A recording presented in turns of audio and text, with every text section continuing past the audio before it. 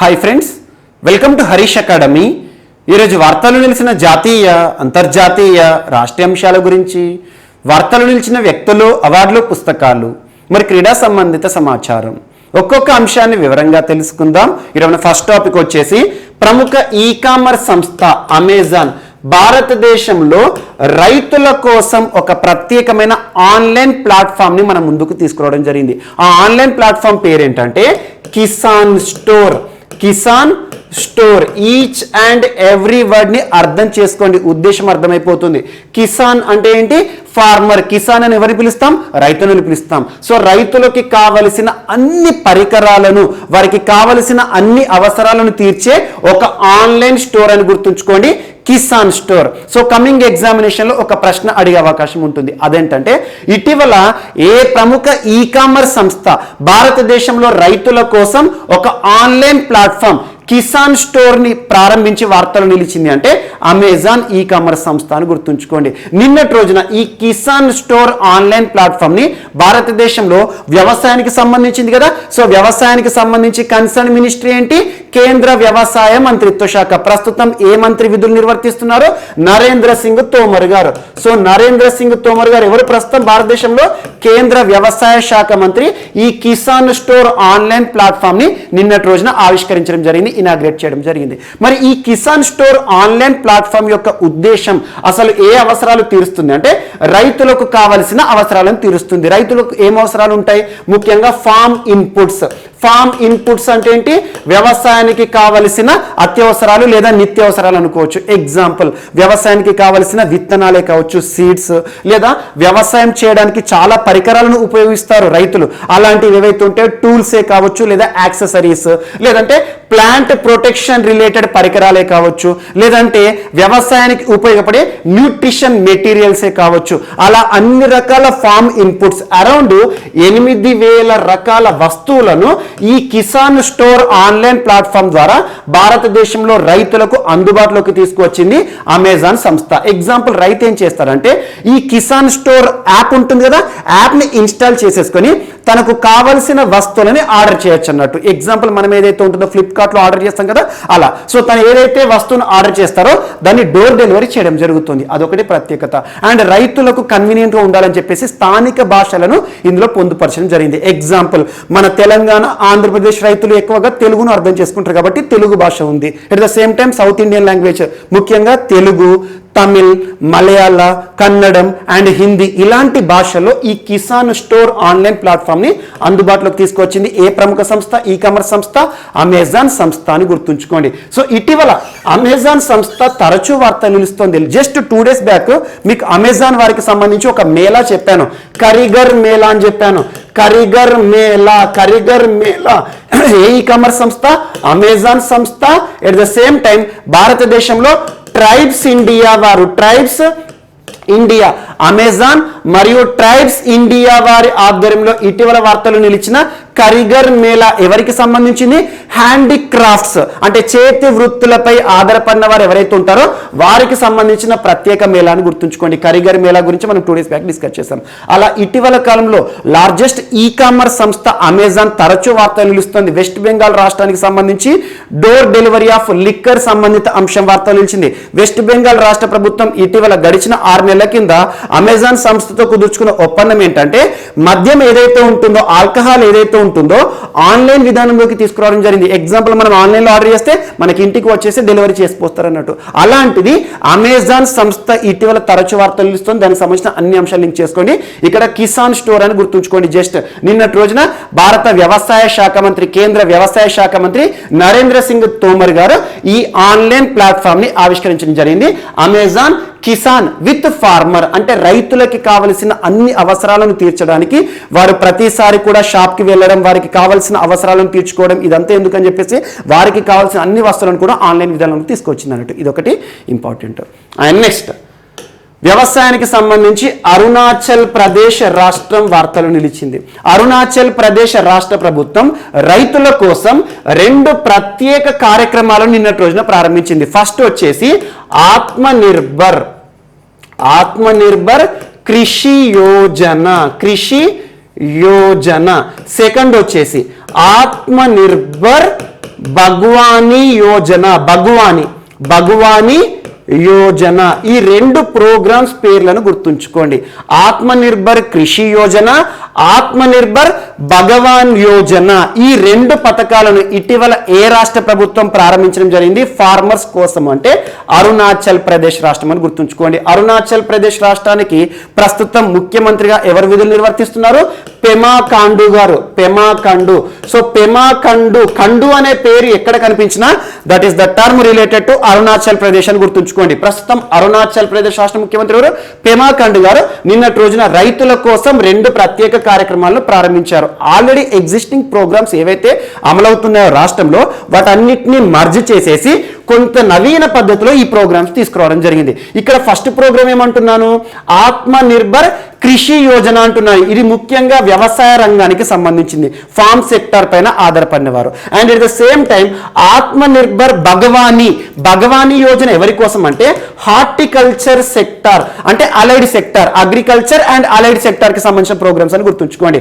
So horticulture sector అంటే ఏంటంటే ఉద్యానవన పంటలు ఉంటాయి కదా, పూల తోటలు కానివ్వండి, కూరగాయలు కానివ్వండి, ఇవన్నీ కూడా ఉద్యానవన పంటలుగా మనం పరిగణిస్తాము. సో అలా ఉద్యానవన పంటల కోసమేమో అరుణాచల్ ప్రదేశ్ రాష్ట్ర ప్రభుత్వం ఆత్మనిర్భర్ భగవానీ యోజన ప్రోగ్రామ్ ని అండ్ వ్యవసాయం కోసం ఏదైతే ఉంటుందో మనకు కావాల్సిన ఆహార ధాన్యం పండించే రైతులు ఉంటారు కదా వారి కోసమేమో ఆత్మనిర్భర్ కృషి అనే పదం ఎక్కడ కనిపించినా that is the term related to agriculture అని గుర్తుంచుకోండి. ఈ 2 ప్రోగ్రామ్స్, కానీ 2 ప్రోగ్రామ్స్ యొక్క ఉద్దేశం మాత్రం ఒకటి. అదేంటంటే అరుణాచల్ ప్రదేశ్ రాష్ట్రంలో స్థానిక బ్యాంకులు ఏవైతే ఉంటాయో, అపెక్స్ బ్యాంకులు ఉంటాయి కదా, స్థానిక బ్యాంకుల నుండి సులభతర రుణాలను రైతులకు అందేలా చేయడం. సో ట్రాన్స్పరెన్సీని కన్సిడర్ చేసేసుకొని అంటే ఎలాంటి పార్షియాలిటీ చూపించకుండా రైతులకి ఎసెన్షియల్ గా ముఖ్యంగా చూడండి, కరెక్ట్ టైంలో సరైన సమయంలో రైతులకి పెట్టుబడి సాయం అందితే ఆటోమేటిక్ గా రైతు మంచి పంటను మనకు తీసుకొస్తారు. అలాంటిది రైతులకు సకాలంలో రుణాలను అందించాలని చెప్పేసి రుణాల కార్యక్రమాన్ని గుర్తుంచుకోండి. అండ్ ఏదైతే రైతులు రుణాలను పొందుతారో బ్యాంకుల నుండి ఆ రుణాలకు రాయితీ కూడా కల్పించడం జరుగుతుంది ఈ ప్రోగ్రామ్స్ ద్వారా అని గుర్తుంచుకోండి. సో ఇక్కడ వ్యవసాయానికి సంబంధించి ఇటీవల చాలా అంశాలను మనం చూస్తున్నాం.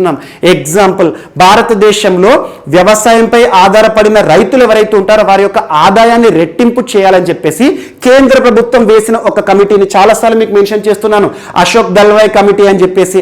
అండ్ ఇటీవల రాజస్థాన్ రాష్ట్ర ప్రభుత్వం ప్రత్యేకంగా ముఖ్యమంత్రి కిసాన్ మిత్ర ఊర్జా యోజన, రైతులు ఉపయోగించే పవర్ కరెంట్ ఉంటుంది కదా, కరెంటు బిల్లు నెల నెల పొందుతారు కదా, ఆ కరెంటు బిల్లుల పైన కూడా రాయితీ ఇస్తున్న ప్రభుత్వంగా ఇటీవల రాజస్థాన్ రాష్ట్ర ప్రభుత్వం వార్తలు ఇచ్చింది, ముఖ్యమంత్రి కిసాన్ మిత్ర ఊర్జా యోజన అని చెప్పేసి. అండ్ ఇటీవల కాలంలో ఛత్తీస్గఢ్ రాష్ట్ర ప్రభుత్వం రాజీవ్ గాంధీ భూమిహీన్ మజ్దూరి న్యాయ యోజన అని చెప్పేసి, అంటే భూమిహీన్ అంటే ఏంటంటే భూమి లేని రైతులు ఎవరైతే ఉంటారో, అంటే భూమి లేకున్నా కూడా రైతులుగా బతుకుతున్నారు కౌలు తీసుకొని, అలాంటి వారి కోసం ప్రత్యేక ఆర్థిక సాయం ప్రకటించడం జరుగుతుంది. అండ్ ఒడిశాకి సంబంధించి కాలియా ప్రోగ్రామ్ తరచూ వార్తలు నిలుస్తుంది. ఇలాంటి ప్రోగ్రామ్స్ కానివ్వండి, పిఎం కిసాన్ సమ్మాన్ నిధి కానివ్వండి, ఫసల్ బీమా యోజన, ఏ అంశాలతో వార్తలు ఇచ్చినా వ్యవసాయానికి సంబంధించి వాటన్నిటిని లింక్ చేసుకొని. అండ్ అరుణాచల్ ప్రదేశ్ రాష్ట్రం ఇటీవల తరచూ వార్తలు నిలుస్తుంది. నిన్నటి క్లాస్లో కూడా అరుణాచల్ ప్రదేశ్ రాష్ట్రానికి సంబంధించి సోలంగ్ ఫెస్టివల్ అని ఒక ప్రత్యేకమైన పండుగ గురించి చెప్పాను. 5 రోజుల పండుగ అరుణాచల్ ప్రదేశ్ రాష్ట్రానికి సంబంధించి ప్రస్తుతం జరుగుతుంది అక్కడ. ఎట్ ద సేమ్ టైం చారిత్రాత్మక మోన్పా హ్యాండ్ మేడ్ పేపర్ ఇటీవల వార్తలు ఇచ్చింది. Monpa handmade paper Arunachal Pradesh రాష్ట్రానికి సంబంధించి డిస్కస్ చేస్తాం. ఎట్ ద సేమ్ టైం దేశంలోనే మొట్టమొదటిసారి 100% సేంద్రియ పద్ధతిలో పండించబడిన ఆర్గానిక్ కివీ ఫ్రూట్స్ వార్తలు నిలిచాయి. జీరో వ్యాలీ అనే ప్రాంతం గుర్తుంచుకోండి. జీరో వ్యాలీ ఏ రాష్ట్రంలో ఉంది అంటే మనకు అరుణాచల్ ప్రదేశ్ రాష్ట్రం. ఇటీవల వేట ప్రధానంగా ఆధారపడిన వారు ఎవరైతే ఉంటారో వారికి వేట నుండి దూరం చేయాలని చెప్పేసి air gun surrender Abhiyan program తో వార్తలు నిలిచింది. Air gun surrender Abhiyan Arunachal Pradesh. ఇలాంటి అంశాలన్నింటినీ కూడా లింక్ చేసుకోండి, సులభంగా గుర్తుంటాయి. ముఖ్యంగా ఈశాన్య రాష్ట్రాలకు సంబంధించిన ప్రశ్నలు ఎక్కువగా పోటీ పరీక్షలు అడుగుతారు. నెక్స్ట్, ఈరోజు కోవిడ్-19 వ్యాక్సిన్ ఒకటి వార్తలు ఇచ్చింది. కార్బేవాక్స్ అని పిలిచిన లేదా కోవిడ్-19 వ్యాక్సిన్ అని పిలిచిన ఒకటే. సో ఎగ్జామినేషన్లో కన్ఫ్యూజ్ అవ్వకండి. కార్బేవాక్స్ వ్యాక్సిన్ లేదా కోవిడ్-19 వ్యాక్సిన్ అని గుర్తుంచుకోండి. ఈ వ్యాక్సిన్ తయారు చేస్తున్న సంస్థ ఏంటంటే బయోలాజికల్ ఈ బయోలాజికల్ ఈ అనే సంస్థ, బయోలాజికల్ ఈ అనే సంస్థ ఎక్కడ కేంద్రంగా పనిచేస్తుందంటే మన హైదరాబాద్ కేంద్రంగా పనిచేస్తుంది. అంటే స్వదేశీ సంస్థ. సో పూర్తి స్వదేశీ పరిజ్ఞానంతో తయారు చేయబడుతున్న కోవిడ్-19 వ్యాక్సిన్ ఒక స్వదేశీ సంస్థ తయారు చేస్తుంది కాబట్టి స్వదేశీ వ్యాక్సిన్ అంటున్నాను. ఆ వ్యాక్సిన్ ఏంటి? కార్బేవాక్స్. ఈ వ్యాక్సిన్ కి ఫేజ్ 2, ఫేజ్ 3 క్లినికల్ ట్రయల్స్ కి అనుమతులను ఇస్తూ drug control general of India ఈరోజు ఉత్తర్వులను విడుదల చేసింది. సో భారతదేశంలో ఒక ఏదైనా మెడిసిన్, అది టాబ్లెటే కానివ్వండి, సిరప్సే కానివ్వండి, ఇంజెక్షన్సే కానివ్వండి, వ్యాక్సిన్సే కానివ్వండి, మోడ్ ఆఫ్ అడ్మినిస్ట్రేషన్ ఏదైనా సరే, ఓరల్ మెడికేషన్ అయినా, ఇంట్రావీనస్ అయినా, ఎలాంటి మెడికేషన్ అయినా, సో భారతదేశంలో అనుమతులు ఖచ్చితంగా ఈ సంస్థ నుండి పొందాల్సిందే. Drug control general of India. Drug control general of India వారికి ఏ సంస్థ సిఫార్సు చేస్తుంది? స్టాండర్డ్స్ పాటించిన సంస్థ అని చెప్పేసి central drug standards and control organisation. ఈ రెండు సంస్థల డిఫరెన్స్ ఏంటంటే భారతదేశంలో ఎగ్జాంపుల్ ఈ సంస్థ ఉంది, అదేంటి? బయోలాజికల్ ఈ సంస్థ. ఈ సంస్థ ఈ వ్యాక్సిన్ తయారు చేసింది కాబట్టి ఈ వ్యాక్సిన్ తయారు చేయడానికి స్టాండర్డ్స్ ని పాటిస్తుందా లేదా? ఏ standards? Central drug standards and control organisation వారు విడుదల చేసిన గైడ్లైన్స్ ఏవైతే ఉంటాయో ఆ ప్రమాణాల ఆధారంగా పనిచేస్తే ఈ సంస్థ DCGIకి సిఫార్సు చేస్తుంది. DCGI అనుమతి పొందింది అంటే ఆటోమేటిక్ గా అఫీషియల్ గా ఆ వ్యాక్సిన్ కానివ్వండి, మెడిసిన్ కానీ గుర్తింపు పొందినట్టే. సో అలా 7వ కోవిడ్ వ్యాక్సిన్ అని గుర్తుంచుకోండి సరిపోతుంది. ఇప్పటి వరకు భారతదేశంలో అత్యవసర అనుమతులు పొందిన వ్యాక్సిన్లు ఏవైతే ఉంటాయో 6. కానీ ఈ రోజు వ్యాక్సిన్ ఏదైతే ఉంటుందో కార్బోవాక్స్ ఇప్పటి వరకు అత్యవసర అనుమతులు పొందలేదు, జస్ట్ క్లినికల్ ట్రయల్స్ ఫేజ్ లోనే ఉంది. మరి భారతదేశంలో అనుమతులు పొందిన వ్యాక్సిన్లు ఇటీవల తరచు మనం చర్చించుకుంటాం కదా. మొట్టమొదటి ఏంటిది? కోవాక్సిన్. పూర్తి స్వదేశీ పరిజ్ఞానంతో తయారు చేయబడిన వ్యాక్సిన్. ఏ సంస్థ? భారత్ బయోటెక్, మన హైదరాబాద్ బేస్డ్ సంస్థ. అండ్ సెకండ్ వచ్చేసి కోవిషీల్డ్. కోవిషీల్డ్ అనగానే సీరం ఇన్స్టిట్యూట్ ఆఫ్ ఇండియా గుర్తుకు రావాలి. ఇటీవల సైరస్ పూనావాలా, ఆధార్ పూనావాలా తరచు వార్తలు ఇస్తున్నారు కదా. సీరం ఇన్స్టిట్యూట్ ఏ సంస్థల సహకారంతో? ఆస్ట్రాజెనికా, ఆక్స్ఫర్డ్ యూనివర్సిటీ సహకారంతో తయారు చేస్తుంది. అదే భారత్ బయోటెక్ ఏమో ICMR, Indian council of medical research and national institute of virology వారి సహకారంతో తయారు చేసింది కోవాక్సిన్. ఇదేమో కోవిషీల్డ్. అండ్ నెక్స్ట్ థర్డ్ వచ్చేసి మోడర్నా వ్యాక్సిన్ అండ్ స్పుత్నిక్ వి. ప్రపంచంలో మొట్టమొదటి COVID-19 vaccine registered nation Russia తయారు చేసిన మొట్టమొదటి వ్యాక్సిన్ స్పుత్నిక్ వి భారతదేశంలో అత్యవసర అనుమతుల కోసం అనుమతులు పొందింది. అట్ ద సేమ్ టైం ఇటీవల జాన్సన్ వ్యాక్సిన్ 5th వ్యాక్సిన్ గా వార్తలు ఇచ్చింది. అండ్ లాస్ట్ టైం ఇటీవల మనకు జైకోవ్ డి వారు తయారు చేసిన జైడస్ క్యాడిల్లా సంస్థ వారు తయారు చేసిన జైకోవ్ డి కోవిడ్-19 వ్యాక్సిన్ కి కూడా గుర్తింపు పొందడం జరిగింది DCGI నుండి. ఇలాంటి అంశాలను లింకప్ చేసుకోండి. అండ్ కోవిడ్-19 కి సంబంధించి డిస్కస్ చేస్తున్నాను కాబట్టి న్యూజిలాండ్ దేశాన్ని ఇక్కడ లింక్ చేసుకోండి. ఇటీవల న్యూజిలాండ్లోని ఆక్లాండ్లో ఆల్మోస్ట్ ఒక 6 months తర్వాత, గడిచిన ఫిబ్రవరి మాసం తర్వాత మొట్టమొదటి కోవిడ్-19 కేసు నమోదైందని మీకు ఒక 15 days బ్యాక్ చెప్పాను కదా. ఆ కోవిడ్-19 కేసు నమోదైన ఆ వ్యక్తి ఎవరైతే ఉంటారో నిన్నటి రోజున మరణించడం జరిగింది. అంటే ఏంటంటే లాస్ట్ 6 months ఒక్క కోవిడ్ మరణం కూడా లేని దేశం ఏదంటే న్యూజిలాండ్ అని చెప్పొచ్చు. అలాంటి న్యూజిలాండ్లో నిన్నటి రోజున కరోనా కారణంగా ఒక మరణం నమోదు కావడం జరిగింది. ఆ మరణం నమోదయ్యాక న్యూజిలాండ్ ప్రభుత్వం, జెసిండా అర్డర్న్ ప్రభుత్వం చాలా కట్టుదిట్టమైన చర్యలను తీసుకుంటుంది. సో ఇలాంటి అంశాలు ఇటీవల కాలంలో మనకు ఏ దేశాలు అయితే వార్తలు ఇస్తున్నాయో, వియత్నామే కావచ్చు, న్యూజిలాండే కావచ్చు, ఇలాంటి దేశాలను ప్రత్యేకంగా చూడండి. సో కరోనాపై విజేతలు అని చెప్పొచ్చు ఆ దేశాలను. నెక్స్ట్ ఈరోజు సింబెక్స్ వార్తలు నిలిచింది. సింబెక్స్ అనేది ఏ 2 దేశాల మధ్య జరుగుతున్న సంయుక్త నావికాదళ విన్యాసం అంటారు. చాలాసార్లు సింబెక్స్ పేరును మీకు తరచు రిపీట్ చేస్తూ ఉంటాను. సో సింబెక్స్ అనగానే ఇండియా, సింగపూర్ అని గుర్తుంచుకోండి. ఇండియా, సింగపూర్ దేశాలు సంయుక్తంగా నిర్వహించుకునే సంయుక్త నావికాదళ విన్యాసం సింబెక్స్ ఇటీవల 3 రోజులుగా జరిగి నిన్న ముగిసింది. సో గడిచిన సెప్టెంబర్ 2వ తేదీన ప్రారంభమైంది. సెప్టెంబర్ 4వ తేదీ వరకు ఏ ప్రాంతంలో జరిగింది అంటే సౌత్ చైనా సీ ప్రాంతంలో. సౌత్ చైనా సీ, దక్షిణ చైనా సముద్రం, సౌత్ చైనా సీకి సౌత్ సైడ్ లో జరిగింది. మరి ఇందులో ఇండియా నుండి పార్టిసిపేట్ చేసిన INS ఇండియన్ నేవల్ షిప్లు ఏవి అంటే INS run Vijay, and second వచ్చేసి INS కిల్టాన్, అండ్ నెక్స్ట్ వచ్చేసి INS ఈ 3 పేర్లు గుర్తుంచుకోండి. ఇటీవల ఏ నావికాదళ విన్యాసాల వార్తలు నిలిచినా కూడా మీకు ఈ నావెల్ షిప్ల పేర్లు చెప్తున్నాను. ఐఎన్ఎస్ అంటే Indian naval ship, Ranvijay, Kiltan and Kora. ఈ 3 నావెల్ షిప్లు ఎక్కడ పార్టిసిపేట్ చేశాయి? సింగపూర్తో కలిసి భారత నేవీ వారు చేసిన సంయుక్త నావికాదళ విన్యాసం ఉంటాయి కదా, అందులో పార్టిసిపేట్ చేశాయి. వీటితో పాటు పోసిడాన్ 8I, పోసిడాన్ 8I అనగానే ఇండియన్ నేవీ గుర్తుకు రావాలి. మనం అమెరికా నుండి కొనుగోలు చేసిన ప్రత్యేక నిఘా విమానాలు పోసిడాన్ 8I, P8I చాలా ఇంపార్టెంట్. రానున్న పోటీ పరీక్షలు అడుగుతారు. పోసిడాన్ 8I ఒక విమానం, నిఘా విమానం, సముద్ర ప్రాంతం పైన నిఘా వేస్తుంది, సర్విలెన్స్ కోసం ఉపయోగపడుతుంది మనకు ఇండియన్ నేవీలో. ఈ విమానం కూడా ఇందులో పార్టిసిపేట్ చేయడం జరిగింది. మరి ఈ సంవత్సరం జరిగిన సింబెక్స్ నావెల్ ఎక్సర్సైజ్ ఎన్నవది చరిత్రలో అంటే 28th ఎడిషన్ లేదా సింబెక్స్ 2021 అని గుర్తుంచుకోండి. India, Singapore, that's enough. And ఇటీవల కాలంలో వార్తలు నిలిచిన ఐఎన్ఎస్లు ఏవైతే ఉంటాయో, ఐఎన్ఎస్ తబర్ చాలా ఇంపార్టెంట్, ఐఎన్ఎస్ కొచ్చి చాలా ఇంపార్టెంట్. ఇటీవల కాలంలో మనం చూస్తున్నాం ఇండియా మొరాకో సంయుక్త నావికాదళ విన్యాసాలు చూసాము. At the same time India, Algeria, పక్కపక్క దేశాలు, ఇండియా, అల్జీరియా. అండ్ ఇటీవల కాలంలో India, Germany, Gulf of Aden ప్రాంతంలో అని చెప్పాను. And Al Mohed Al Hindi, India, Saudi Arabia. And Zayed Talwar, India, UAE. వీటితో పాటు ఎక్సర్సైజ్ కొంకన్ అంటే ఇండియా, బ్రిటిష్ నేవీ ఇలాంటివి. And at the same time SLINEX India, Sri Lanka, JIMEX India, Japan. And Bongosagar and Shantir Ogroshena అనగానే బంగ్లాదేశ్ గుర్తుకు రావాలి. And Malabar novel exercise, Malabar అంటే quad group, India, America, Australia, Japan. ఇవన్నీ కూడా ఇటీవల వార్తల నుంచి వీటిపైన ప్రత్యక్ష శ్రద్ధ చూపండి. అండ్ ఇండియా పార్టిసిపేట్ లేదు, యాక్చువల్లీ ఇండియా పార్టిసిపెంట్ కాదు. తాలిస్మాన్ సబర్ ఆస్ట్రేలియా, యుఎస్కి సంబంధించి దానికి నెక్స్ట్ ఇయర్ నుండి ఇండియాని ఇన్వైట్ చేయడం జరిగింది. తాలిస్మాన్ సబర్ ప్రత్యేకతను మీకు చెప్పాను. ఇలాంటి అంశాలను లింక్ చేస్తూ చదవండి. సో రానున్న పోటీ పరీక్షల్లో సంయుక్త నావికాదళ విన్యాసాలపైన, అందులో పార్టిసిపేట్ చేసిన ఇండియన్ నావల్ షిప్ల పైన, లేదంటే ఏ ప్రాంతంలో జరుగుతున్నాయి, ఈ పాయింట్స్ 3 పాయింట్లు ఖచ్చితంగా గుర్తుంచుకోండి ఏ నావల్ ఎక్సర్సైజ్ వార్తలు ఇచ్చిన.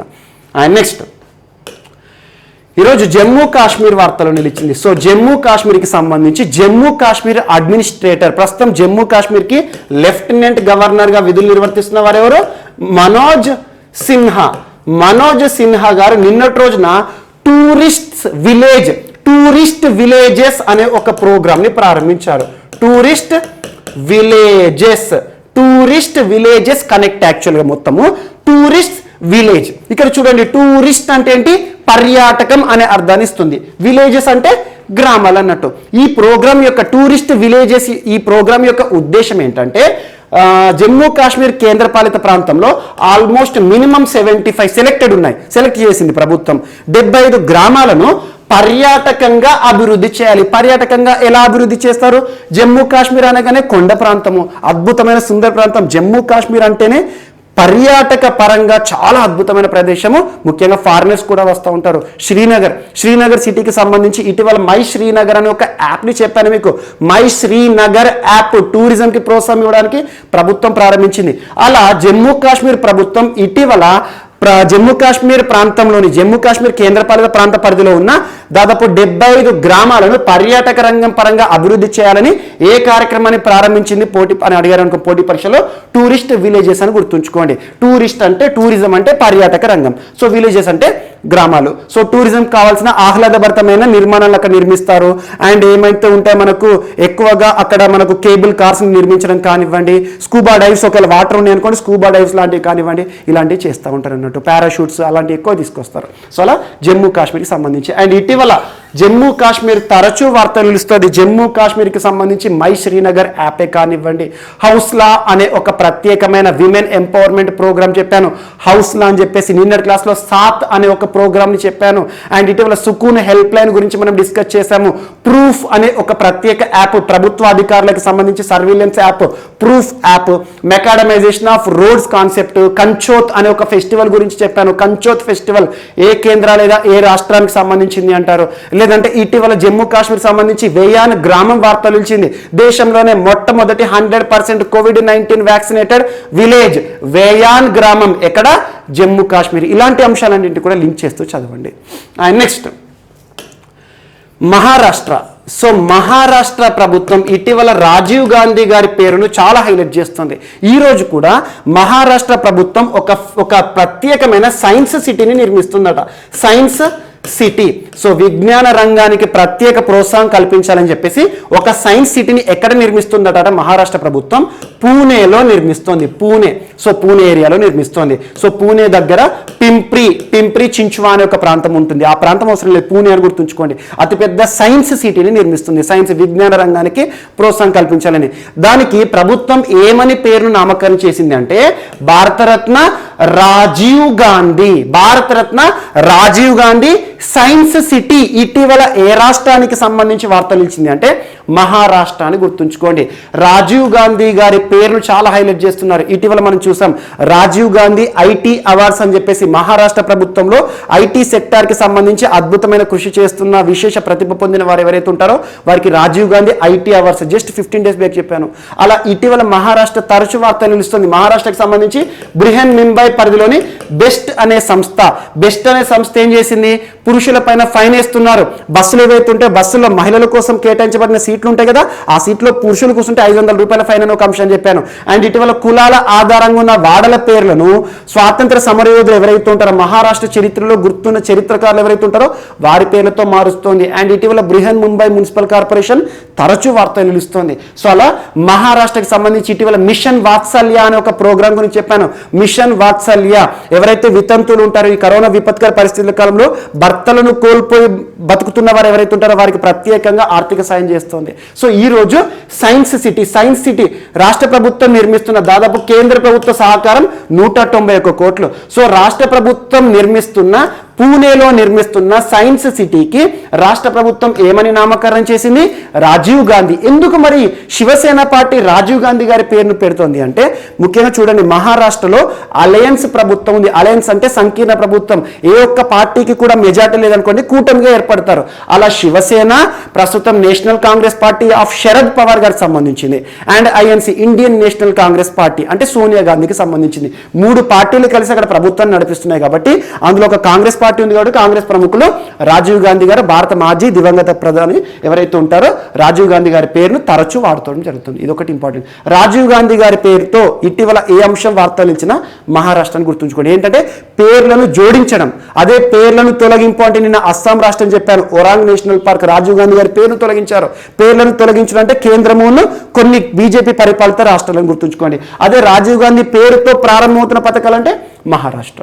And next Bhitarkanika national park వార్తలు నిలిచింది. Bhitarkanika. So Bhitarkanika national park ఇటీవల తరచూ ఏదో ఒక నేషనల్ పార్క్, ఏదో ఒక టైగర్ రిజర్వ్, ఏదో ఒక వైల్డ్ లైఫ్ రిజర్వ్ వార్త నిలుస్తోంది. సో బిత్తర్కనికా ఇటీవల వార్తలు ఇచ్చిన బిత్తర్కనికా నేషనల్ పార్క్ ఏ రాష్ట్రంలో ఉంది అంటారు పోటీ పరీక్షల్లో?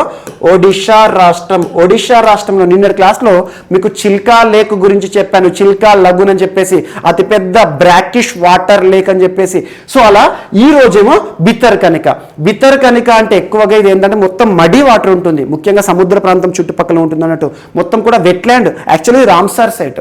సో మనకి ఒడిషా రాష్ట్రంలోని బిత్తర్కనిక ఒక రామ్సార్ సైట్, ఒక నేషనల్ పార్క్, ఒక జాతీయ పార్క్ గుర్తింపు పొందింది 1980s. అలాంటి బిత్తర్కనిక నేషనల్ పార్కులో ఎక్కువగా జంతువులు మరణిస్తున్నాయి. కారణం ఏంటంటే ఈ వాటర్ ఆధారంగా మడ్డి ఏరియాగా ఉండే ఈ ప్రాంతంలో ఫ్రెష్ వాటర్ మనకి ఏదైతే ఉంటుందో బ్రహ్మ నది ఉంటుంది కదా, ఆ నదులు ఏవైతే ఉంటాయో ముఖ్యంగా ఫ్రెష్ వాటర్ ఏదైతే ఉంటుందో ఈ బిత్తర్కనిక నేషనల్ పార్క్కి అందడం లేదట.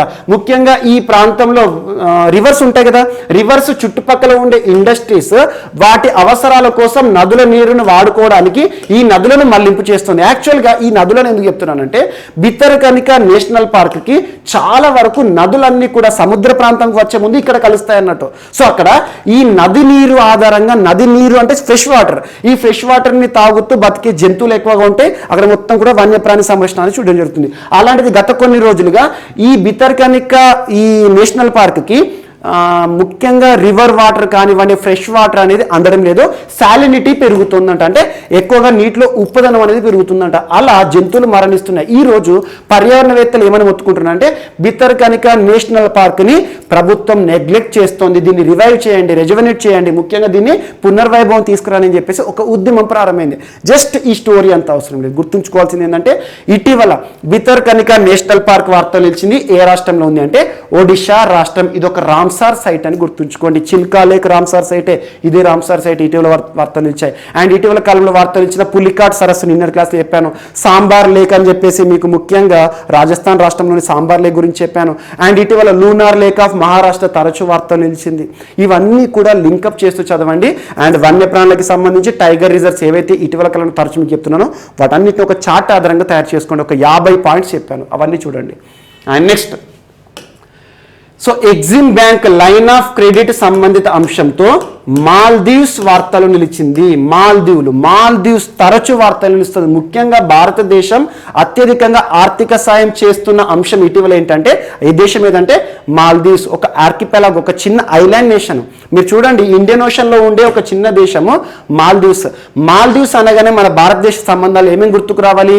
ఆపరేషన్ సంజీవని భారత్ మాల్దీవ్స్కి సంబంధించింది. ఈ కరోనా విపత్కర పరిస్థితిలో మాల్దీవ్స్కి కావాల్సిన ముఖ్యంగా మెడిసినల్ సపోర్ట్ కానివ్వండి, ఆర్థిక సాయం ఆపరేషన్ సంజీవని పేరుతో చేస్తుంది. అండ్ భారత ప్రభుత్వం ముఖ్యంగా ప్రారంభించిన మిషన్ సాగర్ ప్రోగ్రామ్ యాక్రోనిమ్ ఏంటి? Security and growth for all in the reason. In which reason? Indian ocean reason. ఈ ఇండియన్ ఓషన్ రీజన్ లో ఉండే చిన్న చిన్న దేశాలను ఆదుకోవడానికి భారతదేశం ప్రారంభించింది సాగర్. ఆ సాగర్ ప్రోగ్రామ్ లో మాల్దీవ్స్ కూడా ఉంది. జస్ట్ మాల్దీవ్స్ గురించి ఒక 4 days బ్యాక్ మీకు గ్రేటర్ మాలే కనెక్టివిటీ ప్రాజెక్ట్ అని చెప్పాను. గ్రేటర్ మాలే కనెక్టివిటీ ప్రాజెక్ట్ కి భారతదేశం చాలా ఆర్థిక సాయం చేస్తుందని చెప్పేసి ఈ రోజు మాల్దీవ్స్ కి Exim bank, export import bank of India $40 million line of control, so line of credit ని సాయం చేసింది. ఎప్పుడైనా గుర్తుంచుకోండి, ఎగ్జిమ్ బ్యాంక్ రుణాలను LOC పేరుతో పిలుస్తాం. LOC అంటే ఏంటని మీకు చాలాసార్లు ఎక్స్ప్లెయిన్ చేశాను. లైన్ ఆఫ్ క్రెడిట్, ఒక రుణం అన్నట్టు. సో ఈ లైన్ ఆఫ్ క్రెడిట్ ఎంత సాయం చేస్తుంది ఎగ్జిమ్ బ్యాంక్ అంటే భారతదేశం ఎంత చేస్తుంది మాల్దీవ్స్ కి? $40 మిలియన్. ఈ $40 మిలియన్ ని మాల్దీవ్స్ ఏ రకంగా ఖర్చు పెట్టబోతోంది? అక్కడ స్పోర్ట్స్ ఇన్ఫ్రాస్ట్రక్చర్స్ ని డెవలప్ చేయాలి. స్పోర్ట్స్ ఇన్ఫ్రాస్ట్రక్చర్ అంటే ఏంటి?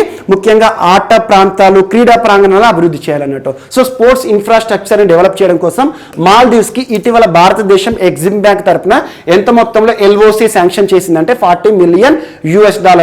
సో లైన్ ఆఫ్ క్రెడిట్ యొక్క ప్రత్యేకత ఏంటంటే భారతదేశం నుండి ఏ దేశం అయితే LOC పొందుతుందో, ఎంత మొత్తంలో LOC పొందినా కూడా అందులో 75% ఇక్కడ నిర్మాణానికి కావాల్సిన ఇంపోర్ట్స్ ని భారతదేశం నుండే దిగుమతులు చేసుకోవాలి. అవసరాలను మన భారతదేశం నుండే ఇంపోర్ట్ చేసుకోవాలి అన్నట్టు. ఇదొకటి ఇంపార్టెంట్. సో మాల్దీవ్స్ కి సంబంధించిన ప్రశ్న కూడా వచ్చే అవకాశం ఉంది, ఎందుకంటే ఇటీవల తరచు ఇండియా మాల్దీవ్స్ సంబంధాలు వార్తలు నిలుస్తున్నాయి. అండ్ నెక్స్ట్,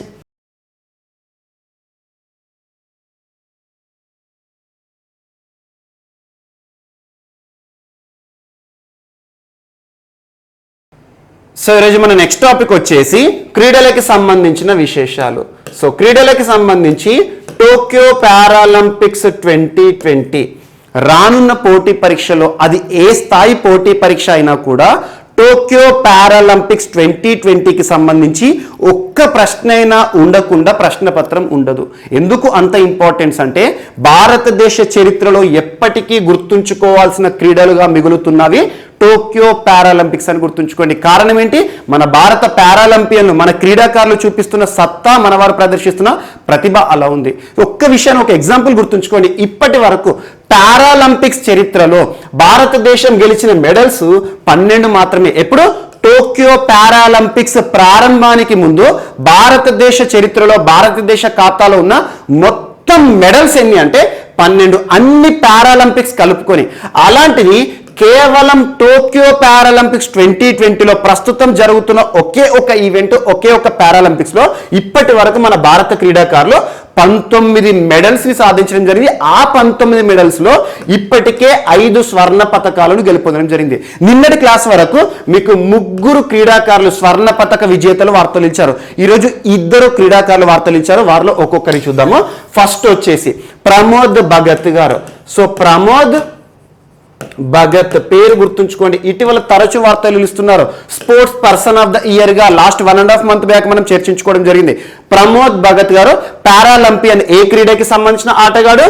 బ్యాడ్మింటన్ క్రీడ అని గుర్తుంచుకోండి. ప్రస్తుతం వరల్డ్ నెంబర్ 1 ప్లేయర్, ప్రపంచ ఛాంపియన్ మన ఇండియన్ పారాలంపియన్ ప్రమోద్ భగత్ గారు నిన్న జరిగిన SL3 విభాగం, బ్యాడ్మింటన్ కి సంబంధించి డిఫరెంట్ డివిజన్స్ ఉంటాయన్నట్టు, ఒక్కొక్క విభాగం ఉంటుందన్నట్టు. అందులో SL3 విభాగం, ఈ విభాగాలు గుర్తుంచుకోవాల్సిన అవసరం లేదు, జస్ట్ గుర్తుంచుకోండి. ప్రమోద్ భగత్ గారు పారాలంపియన్ క్రీడాకారుడు, బ్యాడ్మింటన్ క్రీడాకారుడు, మన ఇండియన్. నిన్న జరిగిన ఫైనల్ మ్యాచ్ లో గోల్డ్ మెడల్, స్వర్ణ పతకాన్ని సాధించడం జరిగింది. సో తను సాధించిన స్వర్ణ పతకం ద్వారా భారత్ సాధించిన స్వర్ణ పతకాలు ఈ ఈవెంట్ లో టోక్యో పారాలింపిక్స్ లో 4కు చేరడం జరిగింది. ఏ క్రీడాకారుడు అంటున్నాను? మనకు ప్రమోద్ భగత్, బ్యాడ్మింటన్ అని గుర్తుంచుకోండి. ఇంకొక క్రీడాకారుడు కృష్ణ నగర్, ఈ రోజు వార్తలు నిలిచారు. కృష్ణ నగర్ అతను ఏ క్రీడా విభాగానికి సంబంధించిన వారంటే తను కూడా బ్యాడ్మింటన్ క్రీడకి సంబంధించిన వాడే, తను కూడా ప్రముఖ షట్లర్ అని గుర్తుంచుకోండి. ఈ రోజు జరిగిన ఈవెంట్ లో ఫైనల్ మ్యాచ్ లో గోల్డ్ మెడల్ ని సాధించడం జరిగింది. సో తను సాధించిన గోల్డ్ మెడల్ ద్వారా భారత్ ఖాతాలోకి 5 స్వర్ణ పతకాలు చేయడం జరిగింది. మరి ఇప్పటి వరకు భారతీయులు ఆ 5 స్వర్ణ పతకాలను సాధించిన క్రీడాకారులు ఎవరు అంటారు? సో ఫస్ట్ వచ్చేసి మనందరికీ తెలుసు, అవని లేఖరా గారు. అవని లేఖరా ఏ క్రీడా విభాగానికి సంబంధించిన వారు? షూటర్ అని గుర్తుంచుకోండి. సో ఈ టోక్యో పారాలింపిక్స్ లో మొట్టమొదటి స్వర్ణ పతక విజేత. అండ్ నెక్స్ట్ సుమిత్ అంటిల్ ఏ క్రీడా విభాగానికి సంబంధించిన వాడు? Javelin thrower. ప్రస్తుతం చాలా trending sport javelin throw, athletics అని గుర్తుంచుకోండి. తను 2వ గోల్డ్ మెడల్ ని భారతదేశానికి తీసుకురావడం జరిగింది. సో 1, 2 అండ్ థర్డ్ వచ్చేసి నిన్నటి క్లాస్ లో మనం డిస్కస్ చేశాము, మనీష్ నర్వాల్. తను ఏ క్రీడా విభాగానికి సంబంధించిన వాడు? తను కూడా షూటర్. అండ్ ఈ రోజు వార్తలు నిలిచిన మనకు ప్రమోద్ భగత్ ఏ క్రీడా విభాగానికి సంబంధించి? బ్యాడ్మింటన్ కి సంబంధించి gold medal number 4. And 5th వచ్చేసి ఈ రోజు మార్నింగ్ వార్తలు ఇచ్చారు, కృష్ణ నగర్. తను ఏ క్రీడకి సంబంధించి? బ్యాడ్మింటన్ కి సంబంధించి మెడల్ నెంబర్ 5. 5 స్వర్ణ పతకాలను గెలుపొందిన క్రీడాకారులు, వారికి సంబంధించిన క్రీడా విభాగం ఖచ్చితంగా గుర్తుంచుకోండి. అంటే బ్యాడ్మింటన్ లోనే 2 పతకాలను, స్వర్ణ పతకాలను సాధించడం జరిగింది. అండ్ ఇంకొక బ్యాడ్మింటన్ క్రీడాకారుడు ఈ రోజు వార్తలు ఇచ్చారు, తన పేరు ఏంటంటే యతిరాజ్ సుహాస్. నిన్న జరిగిన మ్యాచ్ ఏదైతే ఉంటుందో బ్యాడ్మింటన్ కి సంబంధించి, బ్యాడ్మింటన్ సెమీస్ ఏదైతే ఉంటుందో అందులో గెలుపొందడం ద్వారా రజత పతకాన్ని, సిల్వర్ మెడల్ ని సాధించడం జరిగింది. తను కూడా బ్యాడ్మింటన్ ఆటగాడు అని గుర్తుంచుకోండి. ఇంకొక ఆటగాడు ఇందాక మీకు ప్రమోద్ భగత్ గారి ప్లేస్ లో చూపించాను కదా, సో ఇతను. సో మనోజ్ సర్కార్ గారు, మనోజ్ సర్కార్ ఇతను. సో మనోజ్ సర్కార్ గారు నిన్నటి రోజున SL3 విభాగం అంటే ఏంటి? ప్రమోద్ భగత్ గారు పార్టిసిపేట్ చేసిన ఈవెంట్ ఉంది కదా, అందులో 3rd ప్లేస్ తో నిలిచారు. ఆటోమేటిక్ గా 3rd ప్లేస్ అంటే ఏంటి? కాంస్య పతకం అని గుర్తుంచుకోండి. కాంస్య పతక విజేతనేమో మనకు మనోజ్ సర్కార్ గారు, స్వర్ణ పతక విజేతనేమో ప్రమోద్ భగత్. ఇద్దరు కూడా బ్యాడ్మింటన్ క్రీడకి సంబంధించిన వారే. అండ్ నెక్స్ట్ ఈ రోజు మార్నింగ్ వార్తలు నిలిచిన కృష్ణ నగర్, తను స్వర్ణ పతకం, తను కూడా బ్యాడ్మింటన్ కి సంబంధించిన వారే. అండ్ ఇంకొక ప్లేయర్ యతిరాజ్ సుహాస్, ఇతను కూడా బ్యాడ్మింటన్ కి సంబంధించి, అంటే బ్యాడ్మింటన్ కి సంబంధించి 2 స్వర్ణ పతకాలు ఈ రోజు వార్తలు నిలిచాయి. ఒక రజత పతకం, సిల్వర్ మెడల్ వార్తలు నిలిచింది. అండ్ ఒక కాంస్య పతకం మనోజ్ సర్కార్ గారి ద్వారా వార్తలు ఇచ్చింది. అండ్ గుర్తుంచుకోండి, బ్యాడ్మింటన్ లో అద్భుతమైన ప్రతిభ అనుకోవచ్చు. యాక్చువల్గా టోక్యో పారాలింపిక్స్ లోనే ప్రవేశపెట్టబడిన క్రీడ ఏదంటే బ్యాడ్మింటన్. మీకు చాలా ప్రత్యేకతలు చెప్తున్నాను. టోక్యో పారాలింపిక్స్ ఏవైతే ఉంటాయో ప్రారంభానికి ముందు నుండి అఫీషియల్ సాంగ్ అని చెప్పేసి కర్దే కమాల్ తూ అఫీషియల్ సాంగ్ అని చెప్పాను. ఆ సాంగ్ ని రాసిన వాడు సంజీవ్ సింగ్ అని చెబుతూనే, అండ్ టోక్యో పారాలింపిక్స్ సంబంధించి పతాకధారిగా మొదట వార్తలు నిలిచింది మరియప్పన్ తంగవేలు గారు. లాస్ట్ 2016 రియోలోనేమో స్వర్ణం, ఇప్పుడు 2020 టోక్యోలోనేమో తను సాధించింది హై జంప్ కి సంబంధించి నుంచి రజతం. కానీ తన స్థానంలో చివరి నిమిషంలో టోక్యో పారాలింపిక్స్ ప్రారంభ వేడుకల్లో పతాకధారిగా వార్తలు నిలిచిన వారెవరు? టేక్ చంద్ గారు, చాలా ఇంపార్టెంట్, హర్యానా క్రీడాకారులు పారాలింపిక్ అని చెప్పాను. అండ్ బ్యాడ్మింటన్ ఈ సంవత్సరం నుండే పారాలింపిక్స్ లో ప్రవేశపెట్టబడిన ఒక ఈవెంట్ అని గుర్తుంచుకోండి. ఆ ఈవెంట్ లో మన భారత క్రీడాకారులు సత్తా చాటుతున్నారు. సో అలా ఈ రోజు నలుగురితో కలిపి నిన్నటి వరకు మీకు 15 మెడల్స్ చెప్పాను, +4 ఈ రోజు వార్తలు ఇచ్చారు కదా, ఈ నలుగురితో కలిపితే 19 మంది. సో 19 మెడల్స్ అని గుర్తుంచుకోండి. ఇందులో డబుల్ మెడల్స్ సాధించిన క్రీడాకారులు ఎస్పెషల్లీ అవని లేఖరా గారి పైన ప్రత్యేక శ్రద్ధ చూపండి, ప్రశ్న అడిగే అవకాశం ఉంటుంది. అండ్ దేవేంద్ర జజరియా గారు కానివ్వండి, ఇలాంటి వారిపైన ప్రత్యేక శ్రద్ధ చూపండి. ఖచ్చితంగా రానున్న పోటీ పరీక్షలో టోక్యో పారాలింపిక్స్ పైన అండ్ టోక్యో ఒలింపిక్స్ పైన ప్రశ్నలు ఖచ్చితంగా అడిగే అవకాశం ఉంది. అండ్ నెక్స్ట్ ఈరోజు వర్తికా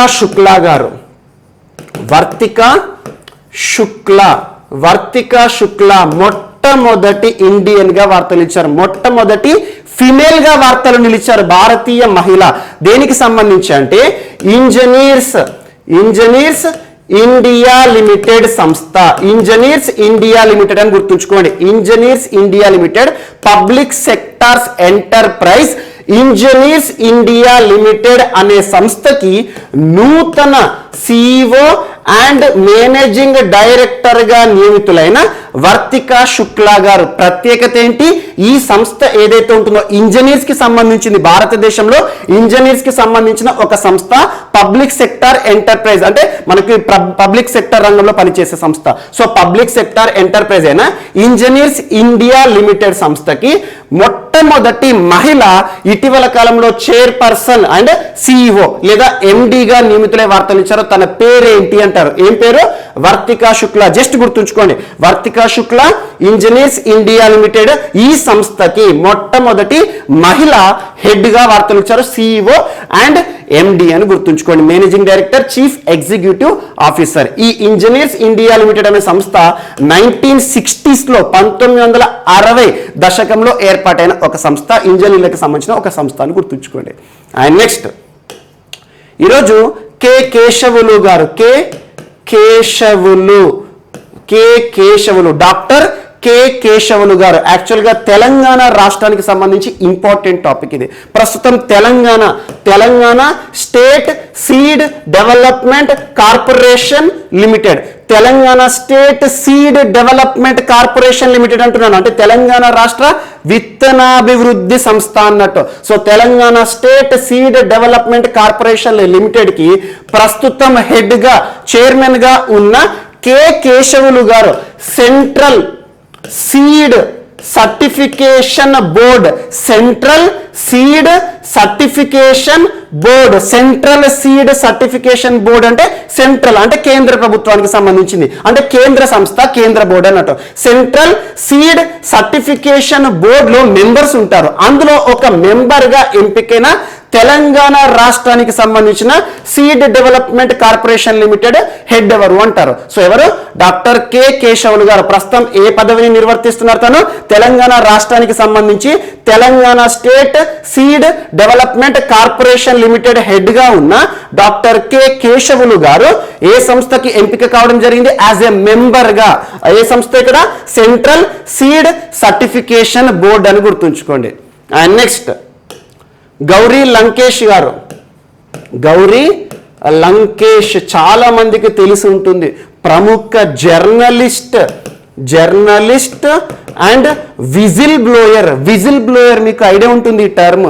విజిల్ బ్లోయర్ అని ఎవరిని అంటారంటే సమాజంలో జరుగుతున్న ఏదైనా హింసను కానివ్వండి, సమాజంలో జరుగుతున్న ఏమైనా ప్రమాదకరమైన పరిస్థితులను కానివ్వండి, ప్రభుత్వానికి వ్యతిరేకంగా కానివ్వండి, ఎక్కువగా మానవ హక్కుల నేతలు అంటారు కదా. సో సమాజంలో జరుగుతున్న ఏ ఒక్క ఈవెంట్ అయినా కూడా గలమెత్తి ప్రజలకు తెలియజేసేవారు ఎవరైతే ఉంటారో వారిని విజిల్ బ్లోయర్స్ అంటారు. అలాంటి విజిల్ బ్లోయర్స్ కి రక్షణ ఉండదు. కొంతమంది ఏం చేస్తారు? ఎగ్జాంపుల్, మన సమాజంలో ఒక సమస్య, ప్రజలందరినీ ఇబ్బంది పెట్టే సమస్య ఉందనుకోండి, దాని మీదే మాట్లాడతారు. ఆ సమాజంలోని వారు ఏం చేస్తారు? వాళ్ళ మనసు నొచ్చుకుందనుకోండి, వారిని చంపేస్తారు కూడా. అలాంటిది విజిల్ బ్లోయర్స్ కి ప్రొటెక్షన్ అనేది ఇవ్వాలి.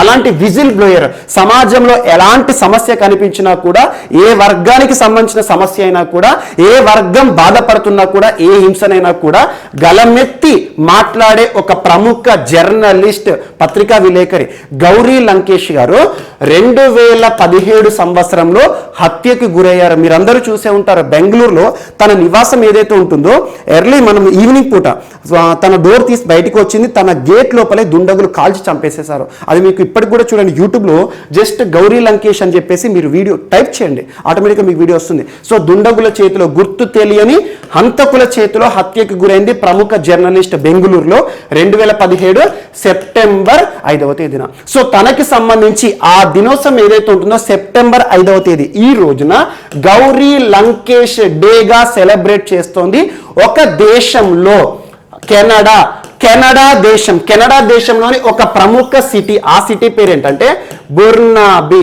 బర్నాబీ, సిటీ ఆఫ్ బర్నాబీ అని గుర్తుంచుకోండి. సిటీ ఆఫ్ బర్నాబీ ఎక్కడ ఉంది? ఈ సిటీ ఎక్కడ ఉంది? కెనడా దేశంలో ఉంది.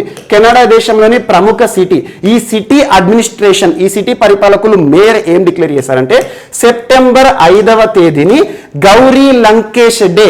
గౌరీ లంకేష్ పాత్రిక, తన పేరు యాక్చువల్లీ ఏంటంటే గౌరీ లంకేష్. సో తన యొక్క జ్ఞాపకార్థం, తనను స్మరించుకుంటూ ప్రతి ఏటా కూడా సెప్టెంబర్ 5వ తేదీని గౌరీ లంకేష్ దినోత్సవంగా తనని స్మరిస్తూ జరుపుకుందామని చెప్పేసి ప్రముఖ ఇండియన్ పేరుతో ఒక దినోత్సవం ఏ దేశంలో వార్తలించింది? కెనడా దేశంలోని బర్నాబీ అనే ఒక సిటీ అని గుర్తుంచుకోండి. ఈ సిటీ పేరు గుర్తుంచుకోండి సరిపోతుంది. ఎగ్జామినేషన్ ఇలాంటి పాయింట్స్ అడుగుతారు. భారతదేశంలో హత్యకు గురైన ఒక ప్రముఖ జర్నలిస్ట్, ప్రముఖ విజిల్ బ్లోయర్ గౌరీ లంకేష్ గారి పేరిట గౌరీ లంకేష్ దినోత్సవం లేదా గౌరీ లంకేష్ డేగా ఏ దేశంలోని ప్రముఖ నగరం, డిస్ట్రిక్ట్ అడ్మినిస్ట్రేషన్ పిలుపునిచ్చింది అంటే బర్నాబీ సిటీ అని గుర్తుంచుకోండి. చాలా ఇంపార్టెంట్ పాయింట్. Next Jacques రోగే